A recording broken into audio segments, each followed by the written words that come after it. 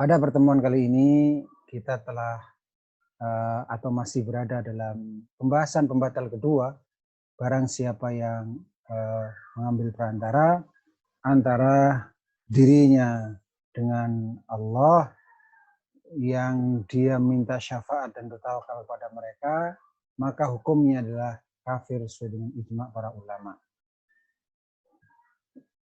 Dan terjemahan ini kemarin sudah kita lengkapi agar lebih mudah dipahami maknanya. Kemudian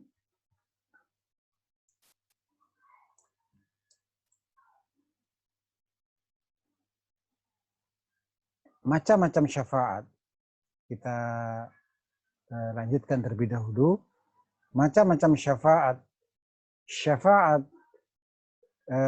yang dimampui oleh makhluk dibenarkan dengan 4 syarat hadir. Jadi yang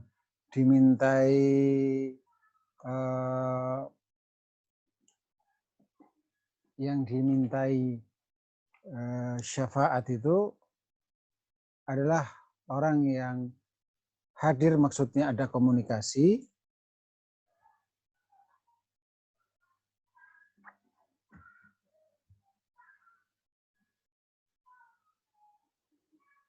kemudian hidup, kemudian mampu, artinya permintaan syafaat yang ditujukan kepada makhluk hidup dan hadir ada komunikasi tadi, itu dalam perkara syafaat yang makhluk mampu melakukannya. Sekali lagi, syafaat itu adalah sebagaimana pernah saya sampaikan,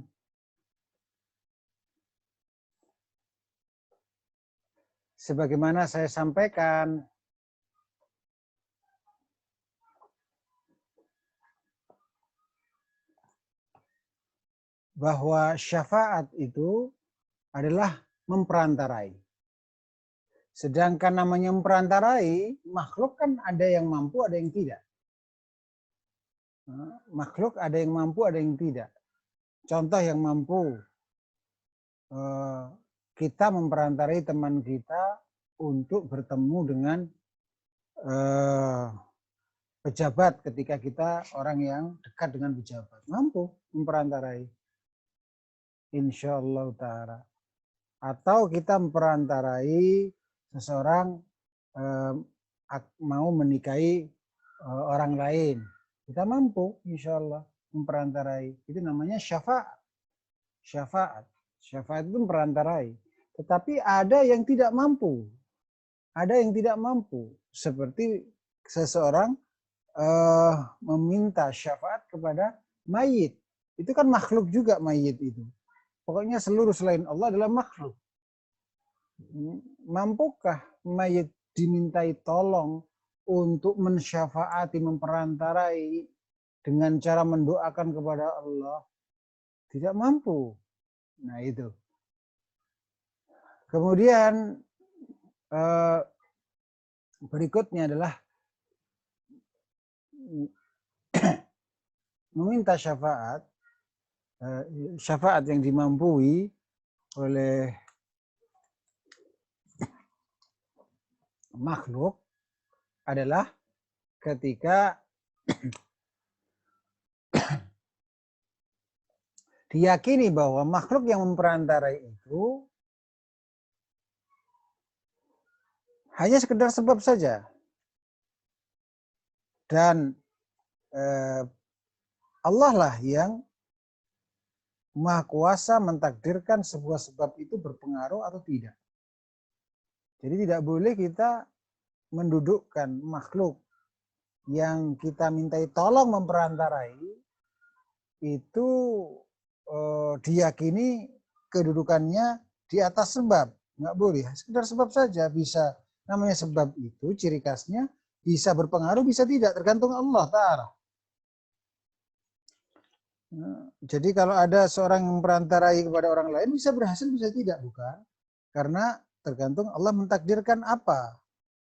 Itu tergantung Allah mentakdirkan apa. Kalau Allah mentakdirkan usaha memperantarai tadi berhasil, maka ya berhasil. Tetapi kalau Allah mentakdirkan tidak berhasil memperantarai tadi, maka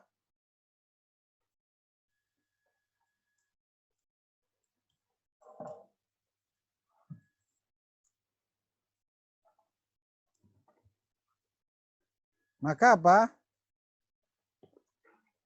Kalau Allah mentakdirkan tidak berhasil dalam upaya memperantarai tadi, maka tidak akan berhasil.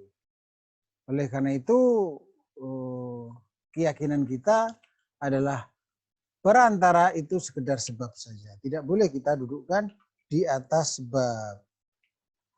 Ya. Kemudian, akhwati fillah rahimani wa rahimakumullah.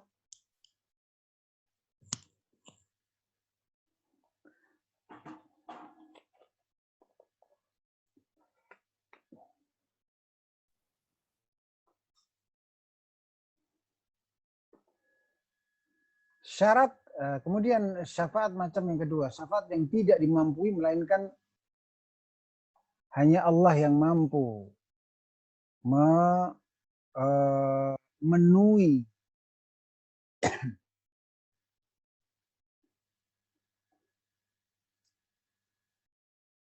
isi atau tipe permintaan tersebut. Nah, ini terbagi menjadi dua. Yang pertama, syafaat musbatah tetap, yaitu syafaat yang Allah tetapkan hanya untuk dirinya dan tidak boleh diminta melainkan darinya, dan disyaratkan izin Allah untuk bisa mensyafaati kepada yang pensyafaat, yaitu perantara. Ridho Allah kepada yang ridho Allah kepada yang mensyafaati. Kalau izin Allah dengan syafaat maksudnya izin Allah terhadap aktivitas mensyafaati. Kalau ridho Allah kepada yang memberi syafaat maksudnya ridho Allah kepada yang memperantarai. Ridho Allah kepada yang menerima syafaat maksudnya adalah ridho Allah kepada yang mendapatkan manfaat dari aktivitas memperantarai tadi. Nah, itulah syafaat mutsbatah, syafaat yang diterima oleh Allah, syafaat yang ditetapkan. Itu syafaat yang seperti itu hanya Allah tetapkan untuk dirinya dan tidak boleh diminta melainkan dirinya. Adapun syafaat manfiyah, tertolak, inilah yang dimaksud oleh penulis, yaitu syafaat yang ditiadakan oleh Al-Quran, yakni yang dimintakan kepada selain Allah, yang padahal itu isi permintaannya terkait dengan perkara yang tidak mampu memenuhinya melainkan Allah, maka ini hukumnya adalah syirik. Adapun syafaat yang ditetapkan ini terbagi menjadi dua. Syafaat yang khusus, syafaat yang diterima itu ada dua. Syafaat yang khusus diterima tentu dengan 3 syarat ini ya.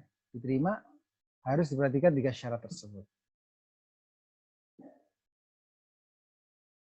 Nah, syafaat yang diterima atau ditetapkan itu ada dua, syafaat khusus dan syafaat umum.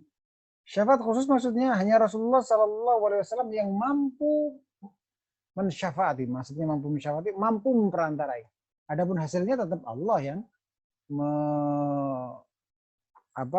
mengkabulkan aktivitas syafaat Rasulullah SAW tersebut. Rasulullah SAW sekedar sebab ketika memperantarai tersebut. Nah, syafaat yang bisa dilakukan hanya oleh Rasulullah SAW ini adalah satu syafaat uzma. Satu syafaat uzma, yaitu syafaat yang terbesar,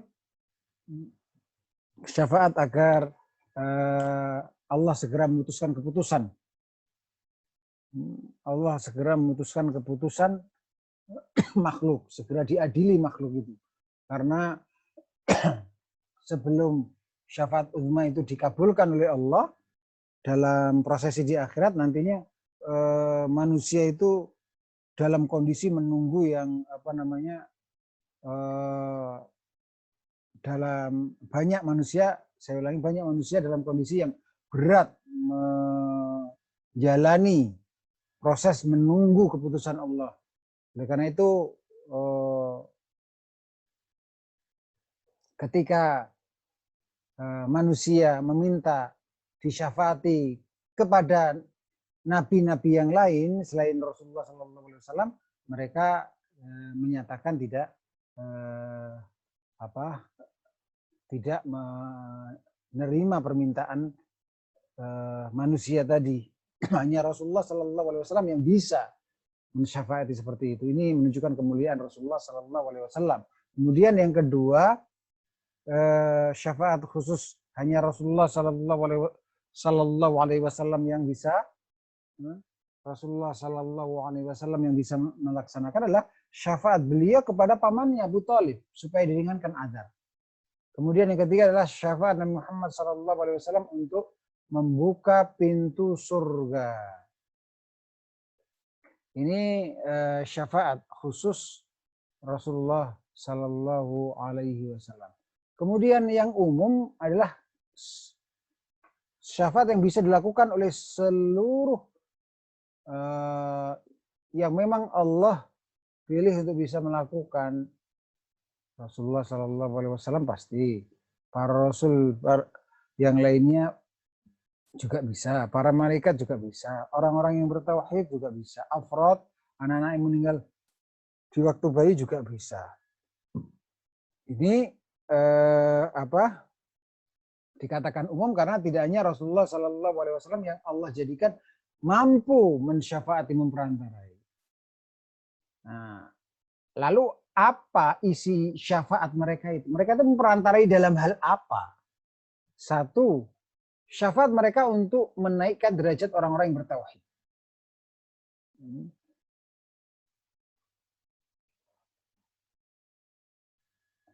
Syafaat mereka untuk menaikkan derajat orang-orang yang bertauhid. Kemudian syafaat mereka terhadap orang-orang bertauhid yang berhak untuk masuk neraka agar tidak memasukinya. Dan yang ketiga adalah syafaat mereka bagi orang-orang yang bertauhid yang telah masuk neraka supaya dikeluarkan dari neraka. Itulah syafaat yang jenis umum di sini. Alhamdulillah rahimani wa rahimakunallah.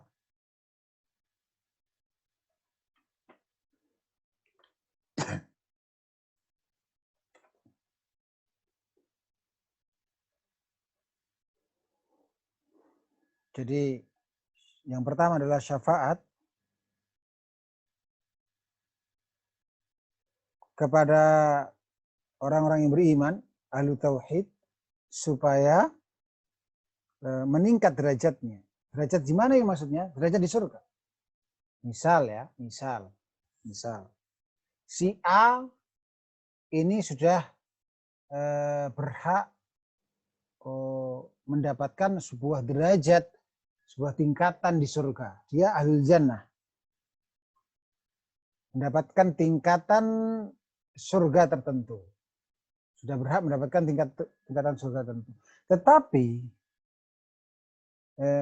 dengan sebab disyafaati, diperantarai oleh misalnya anaknya yang masih bayi sewaktu di dunia meninggal dunia, diperantarai sehingga Allah mengkabulkan derajat bapaknya tadi, yaitu yang saya kasih inisial A tadi, jadi meningkat. Tingkatan surganya jadi lebih tinggi. Kenapa? Karena dimohonkan kepada Allah oleh anaknya yang meninggal dunia di waktu bayi, sewaktu di dunia. Atau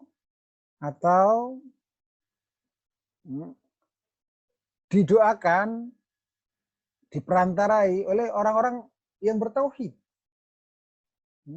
Bisa jadi orang-orang yang bertauhid itu ada di majelis kita ini. Misal sekarang ada 29 yang hadir. Misal dari 29 ini bersama kami yang ada di rumah ini, misal 29 tambah dengan yang kami yang ada di rumah ini, dipilih oleh Allah termasuk orang yang nantinya bisa mensyafaati untuk temannya misalnya atau untuk saudaranya. Sehingga saudaranya tadi yang sudah dia ahlul jannah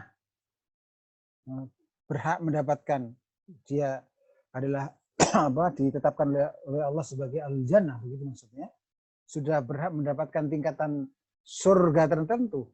Lalu Allah pilih salah satu di antara kita yang hadir di majelis tauhid ini untuk memperantari untuk saudara kita atau teman kita semajelis waktu di dunia dulu, untuk kita mohonkan kepada Allah, ya Allah, supaya Allah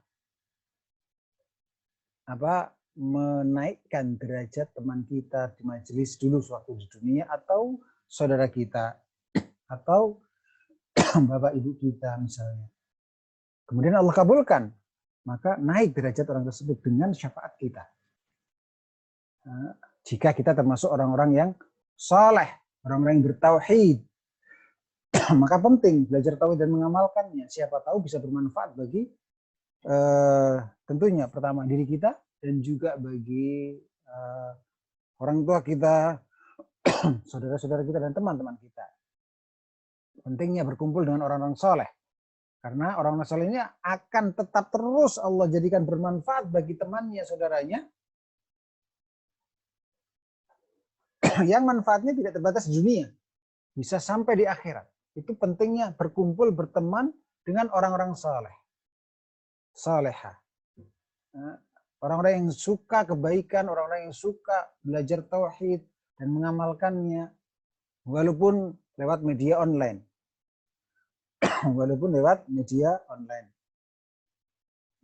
Perlu saya sampaikan bahwa belajar lewat media online, ini kabar gembira bagi Anda, semuanya, bagi kita semuanya, khawatibillah rahimani wa rahimakumullah, bahwa belajar online itu ada keutamaan tersendiri. Belajar online itu ada keutamaan tersendiri.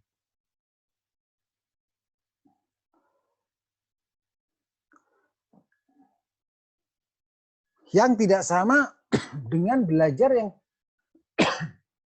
belajar online langsung ya, seperti ini. Itu tidak sama kedudukannya dengan yang hanya sekedar menyimak rekaman, walaupun sama-sama kebaikan. Nah, ulama menjelaskan bahwa sabda Rasulullah Sallallahu Alaihi Wasallam yang artinya tidaklah suatu kaum duduk untuk mengingat Allah kecuali para malaikat rahmah mengelilinginya, rahmat Allah menyelimutinya, dan turun kepada mereka ketenangan, serta Allah memuji mereka di hadapan makhluk yang berada di sisinya. Dalam sebuah hadis riwayat Imam Muslim tersebut, maka ulama menjelaskan bahwa orang yang mengikuti kajian live, langsung ya, langsung, bukan dengarkan rekaman, melihat rekaman di YouTube, baik rekaman audio maupun rekaman video, bukan itu. Tapi yang langsung live, itu juga mendapatkan pahala yang dimaksud dalam hadis tadi. Masya Allah. Mengapa demikian? Karena aktivitas kita ini tetap bisa dikatakan bermajelis walaupun online. Asalkan langsung ya. Siaran langsung seperti ini, hadir, ikut mencatat, ikut mendengarkan. Itu kata ulama masuk tetap bisa berhak mendapatkan keutamaan yang ada dalam hadis tadi. Yaitu malaikat rahmah mengelilinginya, rahmat Allah menyelimutinya, dan turun kepada mereka ketenangan, serta Allah memuji mereka di hadapan makhluk yang berada di sisinya. Beda dengan yang misalnya absen, lalu kemudian tidak hadir, hanya mendengarkan rekamannya saja. Itu sudah tidak online, sudah tidak live, tidak langsung bermajelis. tidak langsung bermajelis. Walaupun tetap dapat pahala, walaupun tetap itu bentuk sarana mencari ilmu, bentuk sarana belajar ilmu syar'i juga, mendengarkan rekaman yang bukan live tadi. Tetapi beda pahalanya, begitu. Beda pahalanya. Maka ini dorongan yang kuat untuk aktif, tidak absen, hadir di majelis taklim yang walaupun ada pandemi masih Allah mudahkan dengan teknologi lewat streaming, Zoom, dan YouTube dan yang seterusnya, dengan tetap duduk, mencatat, kemudian mendengarkan, memahaminya, tanya jawab ikut bertanya, ketika ditanya oleh ustadznya tidak kemudian pergi dari majelis Zoom, tapi ditanya tetap hadir sampai selesai walaupun tidak bisa menjawab. Nah, ini semuanya yang seperti ini potensi untuk mendapatkan keutamaan yang dimaksud dalam hadis tersebut. Oleh karena itu, ulama menghukumi majelis jual beli online itu sebagai majelis juga. Hak-haknya sama, ada hak khiyar sama dengan majelis yang offline, majelis jual beli maksudnya. Itu menandakan asal terpenuhi kriteria dikatakan bermajelis langsung, maka itu sudah bisa dikatakan majelis langsung walaupun medianya adalah online. Nah, kita ini sebetulnya kan langsung juga, apalagi kalau misalnya saya nyalakan video, Anda menyalakan video, itu jelas sekali sudah hampir-hampir tidak ada bedanya dengan yang duduk di majelis semua. Nah, hanya saja karena ini kelas untuk akhwat, maka kita tidak nyalakan videonya tersebut. Tapi ketika saya tes misalnya, apakah suara saya bisa didengar? Bisa, akhwat, mohon responnya. Bisa Ustadz. Bisa Ustadz. Namanya online berarti, langsung. Saya kajian langsung karena langsung ada respon, langsung bisa didengar. Seperti itu. Jadi ingat, dalam Islam itu nggak ada yang gratisan. Anda mengeluarkan biaya untuk beli paket internet Zoom, itu nggak gratisan. Allah akan ganti, Allah akan berikan pahala yang jauh lebih baik daripada pengorbanan Anda. Baik pengorbanan uang, waktu, mungkin sambil ngomong anak, mungkin sambil di dapur, tapi tetap aktif, sebisa mungkin untuk memahami, mencatat, dan bahkan menjawab pertanyaan atau bahkan bertanya ketika ada kesempatan untuk bertanya. Nah, ini pentingnya apa? Bermajelis dengan orang-orang baik. Apa di antara faedahnya? Besok teman-teman kita ini bisa jadi ingat kita. Oh, dulu ini teman saya sewaktu di dunia. Teman-teman dalam kebaikan, teman-teman dalam saling menyemangati untuk belajar ilmu tauhid, untuk mengamalkannya. Kemudian akhwat fillah rahimani wa rahimakumullah, bahwa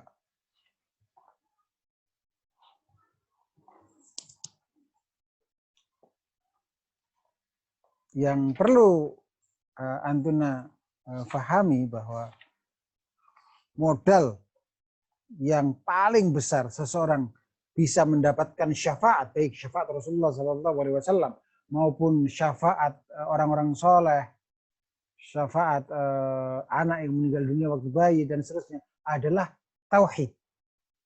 Tauhid itu modal terbesar untuk bisa mendapatkan syafaat dan untuk bisa mensyafaati, memperantarai. Modal terbesarnya itu adalah tauhid. Modal terbesarnya adalah tauhid. Nanti ini ada dalil tersendiri, tapi tentunya tempatnya lebih rinci ada dalam kitab tauhid, ada dalam kitab lanjutan dari kitab ini. Jadi kalau ikut kajian kami rutin, insya Allah akan ketemu materi khusus tentang syafaat lebih detail ini. Jadi tidak ada kerugian sedikit pun Anda meluangkan waktu untuk bertauhid, untuk belajar tauhid, bahkan manfaatnya bukan hanya kembali kepada Anda sendiri, tapi juga kepada orang tua Anda nantinya, saudara-saudara Anda, bahkan teman-teman Anda di majelis. Satu majelis nantinya, insya Allah ta'ala. Baik, yang kedua, syafaat yang bisa dilakukan. Syafaat berarti kan memperantarai. Memperantarai yang bisa dilakukan oleh selain Rasulullah SAW juga, selain Rasulullah SAW sendiri itu jelas kalau beliau bisa syafaat khusus maupun syafaat umum, semua beliau bisa melakukan. Nah, adapun selain beliau syafaat khusus nggak bisa, syafaat umum bisa. Nah, di antara macam syafaat umum adalah syafaat mereka terhadap orang-orang bertauhid nih. Lihat, kata bertauhid selalu muncul di sini. Karena memang modal utama kita untuk bisa mensyafaati ataupun disyafaati adalah bertauhid. Syafaat mereka terhadap orang-orang bertauhid yang berhak untuk masuk surga, masuk neraka agar tidak masukinya. Misal si A itu setelah hitung-hitungan amal, timbangan amal, kebaikan dan keburukan, setelah melewati sirat, setelah dan seterusnya, divonis berhak masuk neraka. Tapi belum dieksekusi. Belum dilaksanakan hukuman tersebut. Nah, lalu ada temannya, si A ini, si B, yang mungkin dulu satu majelis taklim, atau mungkin dulu di waktu suatu di dunia suka saling menasihati, suka mengajak untuk mempelajari agama Islam, terutama tauhid, yaitu perintah Allah yang terbesar adalah tauhid. Suka menasihati untuk menjauhi kesyirikan, karena kesyirikan adalah larangan Allah yang larangan dari berbuat syirik adalah larangan Allah yang terbesar. Larangan Allah itu banyak, tapi yang terbesar adalah larangan Allah dari kesyirikan. Nah, seperti itu, lalu B ini ingat bahwa si A ini dulu teman kebaikan sewaktu di dunia. Nah, maka dia mensyafaati, memohonkan, syafaat itu perantara ini dalam bentuk memohonkan kepada Allah. Memohonkan kepada Allah untuk temannya si A ini agar tidak dieksekusi masuk ke dalam neraka. Dan Allah kabulkan, akhirnya tidak memasuki neraka tersebut. Tapi syaratnya apa tadi? Satu, Allah mengizinkan. Belum bisa si B tadi mensyafaati kalau belum dapat izin Allah dan ridho Allah. Kemudian yang kedua, Allah harus orang yang akan disyafaati, yaitu si A tadi, harus mendapatkan ridho Allah. Dan gak mungkin Allah ridho kepada ahli syirik, gak mungkin. Pastilah Allah ridho hanya kepada ahli tauhid. Kalau ahli syirik, musyrikin, orang yang mati dalam keadaan melakukan syirik akbar dan tidak bertaubat, gak mungkin dapat syafaat. Karena tidak terpenuhi syarat yang ketiga ini. Semakin tinggi kualitas tauhid seorang, maka ridho Allah untuknya agar dia bisa menerima syafaat itu lebih besar. Ini pentingnya bertauhid. Kemudian yang ketiga adalah syafaat mereka bagi orang-orang yang bertauhid yang telah masuk neraka. Nah, ini lebih berat lagi. Misalnya si A sudah divonis berhak masuk neraka dan sudah dieksekusi, sedang dieksekusi, sedang disiksa. Lalu temannya tahu, atau saudaranya tahu, atau anaknya tahu bahwa dia dulu termasuk orang-orang yang mungkin suka menolong fakir miskin, mungkin suka berinfak untuk kelancaran dakwah sunnah, mungkin dan seterusnya. Tapi dia punya dosa yang timbangannya melebihi amalan tauhid dan amalan kebaikannya, hanya saja Allah masih selamatkan lewat si B mau memperantarai si A ini. Mendoakan kepada Allah dan Allah kabulkan doa tersebut sehingga Allah berkenan untuk mengeluarkan dia dari neraka. Lewat apa? Perantaraan syafaat siapa? Si B. Saya tanya sekarang, mampu nggak sih Allah mengeluarkan langsung si A yang sedang disiksa dalam neraka tanpa syafaat si B? Mampu nggak? Jawab akhwat. Mampu, Ustaz. Mampu, Ustaz. Nah, mampu. Sekarang apa hikmahnya? Kok Allah baru mengeluarkan si A dari neraka setelah si B mendoakan kepada Allah, mensyafaati? Apa hikmahnya? Untuk menunjukkan kemuliaan orang yang bertauhid, Ustaz. Iya, untuk menunjukkan kemuliaan orang yang bertauhid, orang yang saleh, orang menunjukkan begitu manfaatnya berteman dengan orang soleh sampai di akhirat pun masih merasakan manfaat pertemanan tersebut. Itu pentingnya memilih majelis, memilih grup-grup, milih teman-teman, sahabat-sahabat, orang-orang yang soleh. Itu pentingnya seperti itu. Manfaat pertemanannya bukan hanya di dunia, ketika kita ketika kita sedih, kemudian ada yang menasihati, ketika kita tertimpa musibah, ada yang menolong, ketika kita tidak tahu tentang agama Islam, ada yang memberi pencerahan, ketika kita berbuat kemungkaran, ada yang menasihati. Manfaatnya tidak sekedar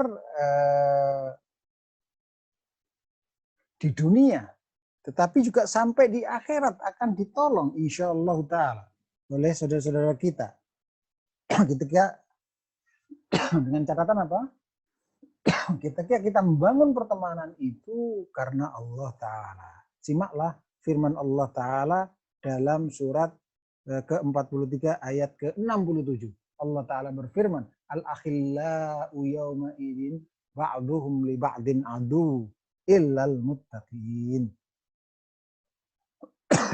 Jadi di dalam firman Allah surat Az-Zukhruf ayat 67 ini, Al-akhillau yawma idin ba'duhum li ba'din aduun illal muttaqin. Orang-orang yang sahabat dekat. Al-akhilla itu orang-orang yang punya hubungan satu dengan yang lain, hubungan khullah. Khullah itu kecintaan yang sangat. Dibahasakan dalam bahasa kita sahabat dekat. Sahabat-sahabat dekat itu pada hari itu sebagian mereka dengan sebagian yang lain jadi musuh.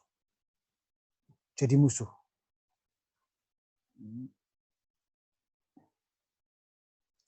Jadi pada hari akhirat nanti, di hari akhir nanti, yauma idzin di situ, pada hari itu maksudnya di akhirat.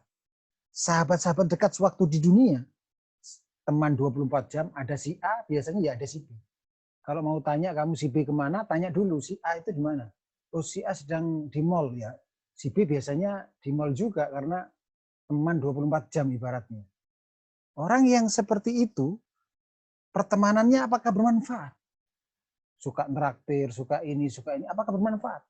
Lihat, perhatikan firman Allah Ta'ala ini. Al-akhillau yawma idzin ba'duhum li ba'din aduwwun illal muttaqin. Sahabat-sahabat dekat kelak di hari akhirat, sebagian mereka dengan sebagian yang lain jadi musuh. Bukan malah justru bermanfaat, jadi musuh besok di akhirat itu. Seluruh orang yang berteman dekat itu akan jadi musuh dikecualikan satu saja. Al-muttaqin, orang-orang yang bertakwa, yang membangun pertemanannya, persahabatan dekatnya atas dasar ketakwaan. Saya pilih dia sebagai teman dekat saya apa? Apakah karena satu daerah saja? Apakah karena dia kaya? Ataukah karena lillah wa fillah, karena Allah, di jalan Allah, agar bisa saling menasihati, agar bisa saling mengingatkan, biar tidak masuk ke dalam neraka, agar bisa saling membekali, saling memberikan pelajaran, nasihat untuk bisa mendapatkan pahala bagi ahlu tauhid yang sempurna, yaitu pahala ahlu tauhid yang sempurna adalah masuk surga tanpa hisab, tanpa azab, nggak dihitung-hitung itu amalan Anda dan nggak diazab. Bagaimana bisa demikian? Insya Allah nanti dalam bab tersendiri ada, dalam kitab lanjutan ada bab man haqqaqat tauhid dakhal jannah bighairi hisab wala azab. Orang yang bertauhid dengan sempurna, ganjarannya adalah masuk surga tanpa hisab, tanpa azab. Bagaimana bertauhid yang sempurna itu nanti di saatnya akan kami jelaskan insyaallah taala ketika sudah sampai pada kitab tersebut. Akhwati fillah rahimani wa rahimakumullah. Maka kita perhatikan coba sahabat-sahabat dekat kita satu sama lain. Sahabat-sahabat dekat kita satu sama lain. Apakah kita itu memilih karena kekayaan, karena hanya hubungan darah, atau karena kesamaan daerah, atau kesamaan hobi. Pilih grup, kan kalau pertemanan itu bisa online, bisa offline. Kalau online ya bisa bentuknya grup. Pilih grup itu apakah grup hobi masak, grup hobi sepeda, grup hobi, apakah sebatas itu kita berkumpul dengan teman-teman dekat kita, ataukah dibangun atas dasar al-amr bil ma'ruf wa nahyu 'anil munkar, ingin sama-sama masuk surga bersama tanpa hisab, tanpa azab, begitu. Kemudian berikutnya syafaat. Ya sudah ini ya, tiga ini. Nah, ini pentingnya kita berkumpul dengan teman-teman yang saleh, dan juga demikian ruginya orang itu syirik. Ruginya orang itu nggak paham tauhid sehingga terjatuh dalam kesyirikan. Ruginya orang itu berkumpul dengan komunitas-komunitas yang banyak melakukan kemaksiatan, apalagi kemaksiatan itu adalah kesyirikan. Jelas tidak terpenuhi syarat untuk minimalnya yang ketiga ini, nggak terpenuhi syarat mendapatkan syafaat dari Allah Ta'ala. Karena Allah nggak ridho terhadap kesyirikan, dan nggak ridho terhadap pelaku kesyirikan yang mati musyrik syirkan akbar, syirik besar, dan tidak bertaubat. Allah tidak ridho itu semua. Yang Allah ridhoi adalah tauhid. Allah meridai ahlu tauhid, Allah mencintainya, begitu. Demikian yang bisa saya sampaikan pada pertemuan kali ini. Silahkan jika ada beberapa pertanyaan yang bisa saya jawab, mungkin 3 saja untuk pertemuan malam hari ini. Kebetulan padat sekali aktivitas saya hari ini, di butuh istirahat. Baik, silahkan 3 pertanyaan saja saya jawab, insyaallah ta'ala jika saya mampu. Lewat chat ya, silahkan.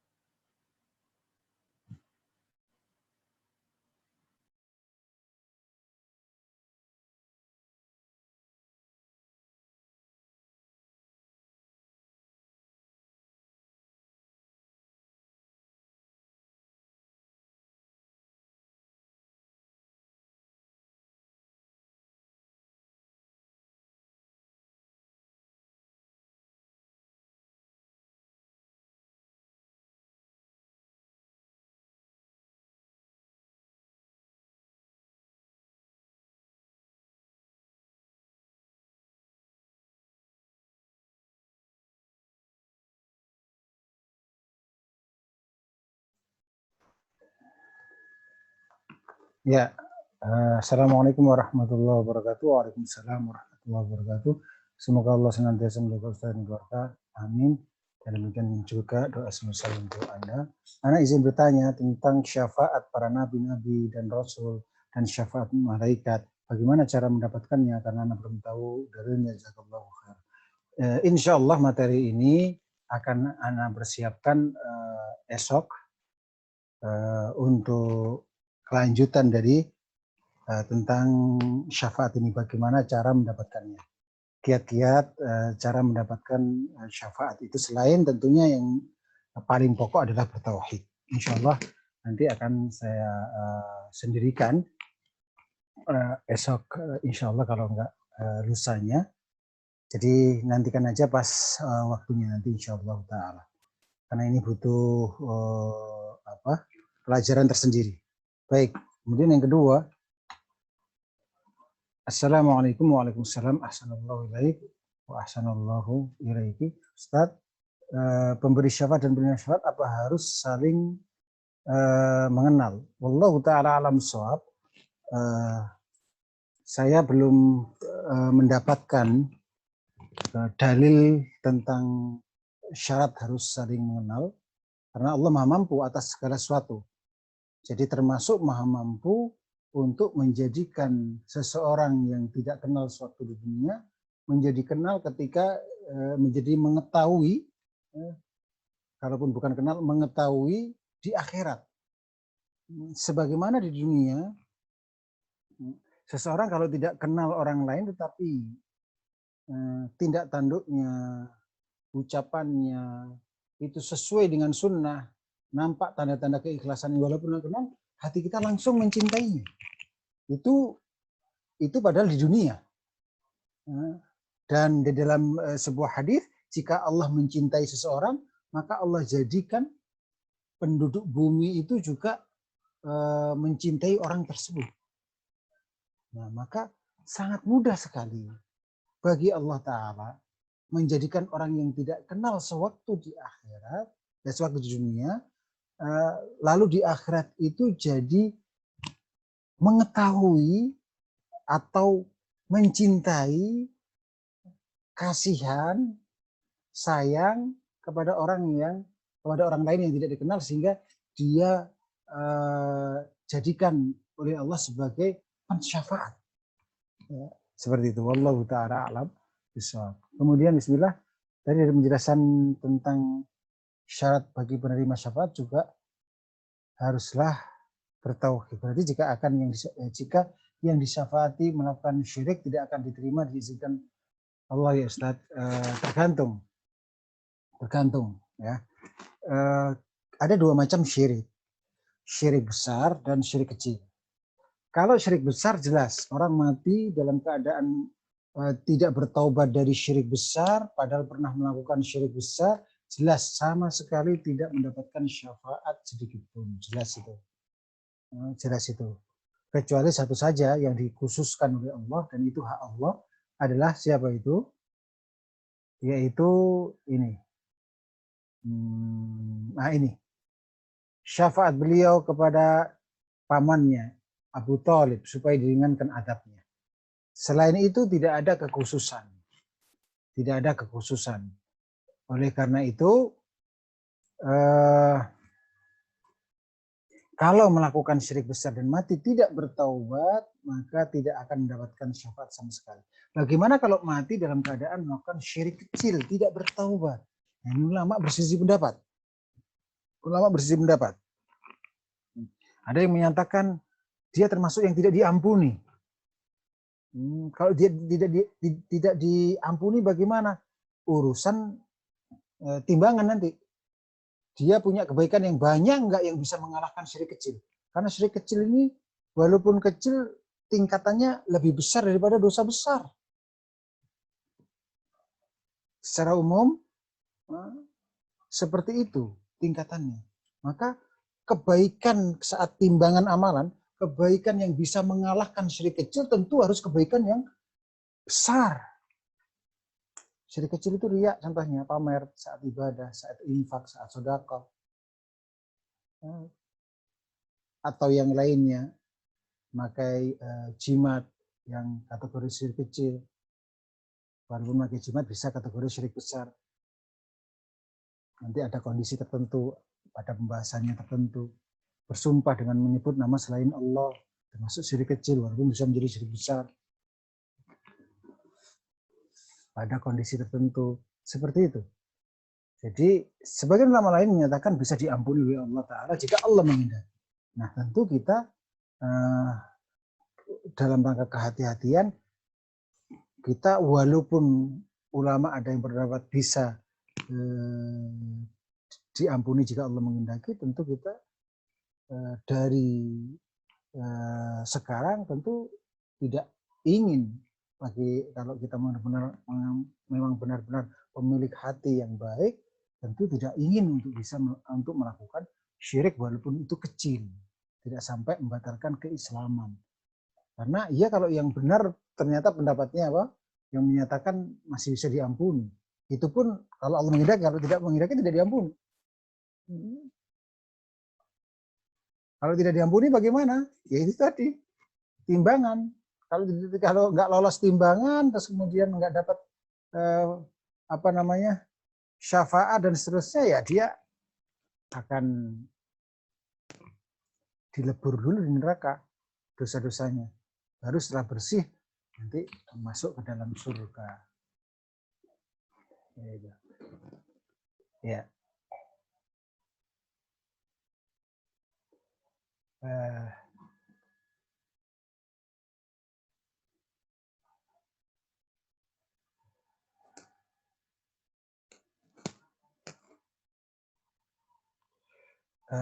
Terakhir ini ya, bismillah, izin bertanya Ustaz, apakah menyia-nyiakan waktu termasuk ke dalam timbangan keburukan walaupun kita masih belajar untuk meninggalkan sesuatu yang tidak bermanfaat?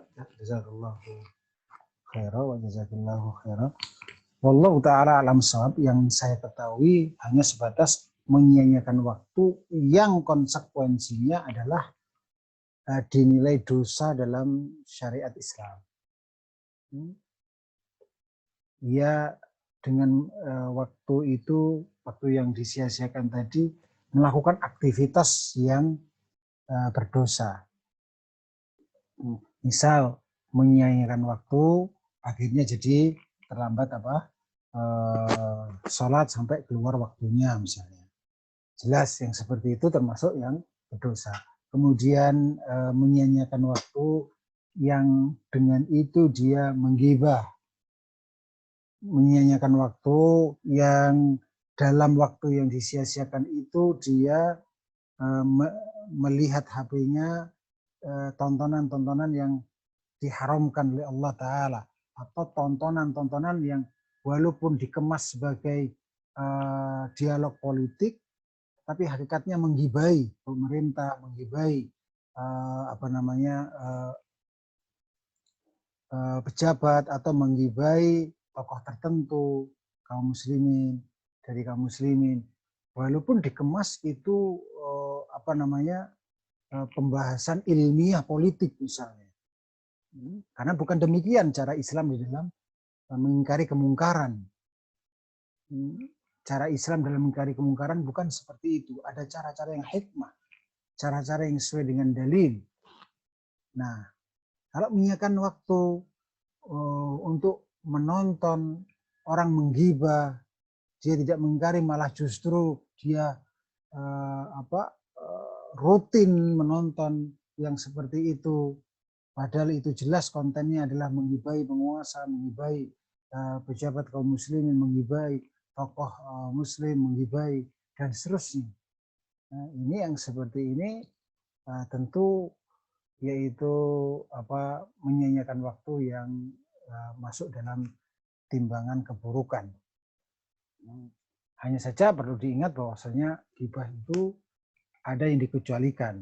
Jadi dalam fikih ghibah, hukum asal ghibah adalah haram, tetapi dalam kondisi-kondisi tertentu itu ada ghibah yang dikecualikan tidak haram karena maslahatnya jauh lebih besar daripada dari sisi pertimbangan alasan kemaslahatan kemudaratan, maslahatnya jauh lebih besar daripada kemudaratannya. Maslahatnya lebih besar daripada kemudaratannya. Contoh misalnya menggibahi orang yang berlaku zalim kepadanya untuk dilaporkan kepada pihak yang berwenang. Dia menggibahi orang yang nggak ada, kemudian disebutkan keburukan-keburukannya, dilaporkan kepada pihak yang berwenang. Itu seperti itu termasuk yang dikecualikan karena memang masalahnya lebih besar daripada kalau dibiarkan. Demikian yang bisa saya sampaikan.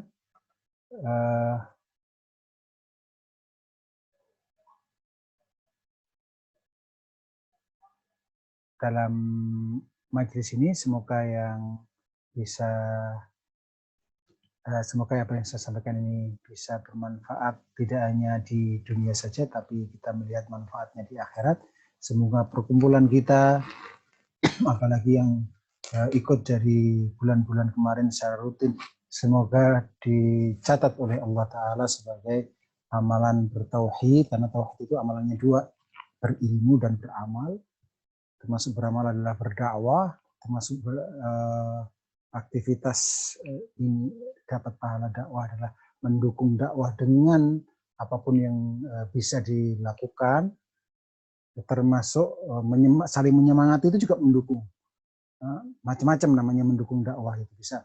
Kalau dia tidak mampu ceramah, bisa saling menyemangati saudaranya, men-share untuk ikut kajian tauhid, untuk ikut kajian